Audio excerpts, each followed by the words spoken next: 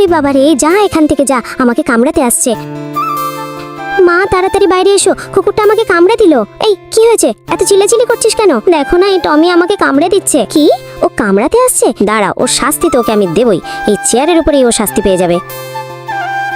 মা, ও দেখো না কত মন খারাপ হয়ে গেছে, ওকে বরং ছেড়ে দাও। না না, ওকে এত সহজে আমি ছাড়বো না, এক্ষুনি ওকে আমি দড়ি দিয়ে বাঁধবো। ও কামড়ানো না, এই শাস্তিটা পাক, তারপরও বুঝতে পারবে। এবার আমিও দেখবো এই চেয়ার থেকে কি করে নামে আর মানুষকে কামড়ায়। এই দেখ না, তোর জন্য আমি নতুন নতুন খেলনা এনেছি। বাবা, এই খেলনাগুলো আমার ভীষণ পছন্দ হয়েছে, কিন্তু তোরা এই টমিকে এভাবে বেঁধে রেখেছিস কেন?